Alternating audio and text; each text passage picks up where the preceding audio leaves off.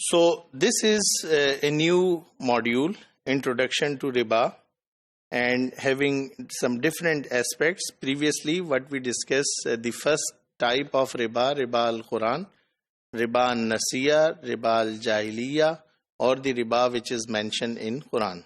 Now this is the second type, which is known as riba al-Fadl, or riba in trade, और Riba in exchange. ये तीन नाम हैं जो हम पहले डिस्कस कर चुके हैं इससे पिछले मॉड्यूल में, कि जो रिबा अल फजल है इसके मुख्तलिफ नाम हो सकते हैं। इन ट्रेड भी इसे कहा जा सकता है और रिबा इन एक्सचेंज भी कहा जा सकता है। A secondary type of Riba is Riba in exchange of goods. This type of riba was extracted from famous hadith in which Holy Prophet sallallahu alaihi wasallam mentioned the names of 6 commodities. What he said, well-known hadith, al-hintatu bil-hinta, wat-tamaru bit-tamar, wash-shairu bil-shair, wal-milhu bil-milh, wal-zahabu bil-zahab, wal-fizzatu bil-fizza, mislam bi-mislin, yadan bi-yadin, wal-fazlu ar-riba.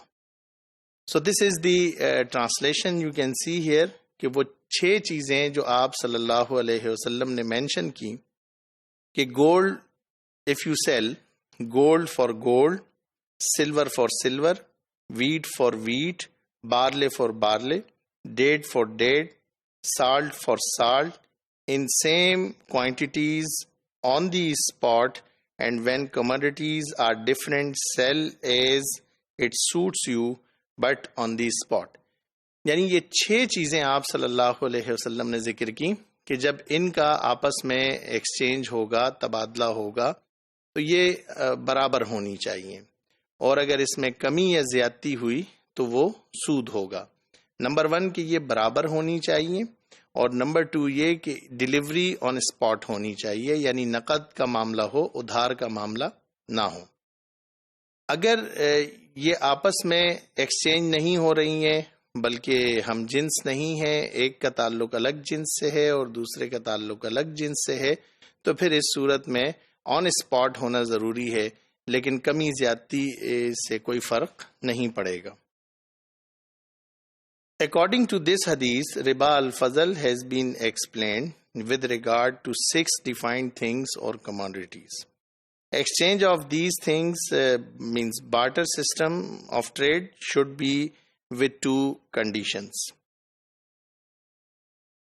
If the transacted commodities are of same nature, then number 1, spot delivery means immediate delivery of both commodities, and number 2, same quantity on both sides is essential, like exchange of wheat with wheat. गंदम के बदले अगर गंदम यानी barter system में जहाँ पे exchange of goods with goods होता है, तो अगर ये दोनों आपस में हम जिन्स हैं, एक तरफ वीट है, दूसरी तरफ भी वीट है, अगर वो आपस में एक्सचेंज हो रहे हैं, गोल्ड गोल्ड के साथ एक्सचेंज हो रहा है, तो इस सूरत में इसका भी ख्याल रखना ज़रूरी है कि डिलीवरी स्पॉट होनी चाहिए, और इसी तरीके से जो क्वांटिटी है वो भी सेम होनी चाहिए, क्योंकि अगर कमी ज़्यादती होगी तो उसे सूद करार दिया जाएगा।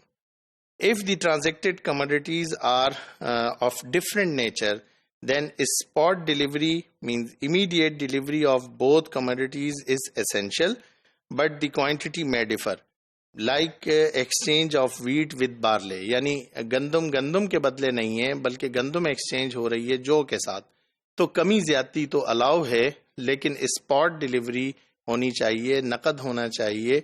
मिस्लम बेमिस्लिम के जो यदन बेयदिन के जो अल्फाज हैं हदीस में, उसको मद्देनजर रखते हुए स्पॉट डिलीवरी तो ज़रूरी होगी, लेकिन जो डिफरेंस होगा वो अलाउ होगा। रिबा अल फजल was not famous in Arabs before Islam. Islam has introduced this type of riba in the world.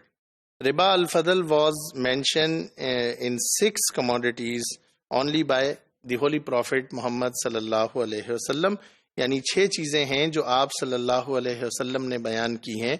अब ये एक डिबेट है कि आया ये सिर्फ इन 6 चीज़ों में ही इसकी हुर्मत वारिद है या इसके अलावा भी इसकी हुर्मत जो है वो वारिद हो सकती है, या उसको इसकी जो एप्लीकेशन साइड है वो सिर्फ इन 6 में ही है या इन 6 के अलावा भी है।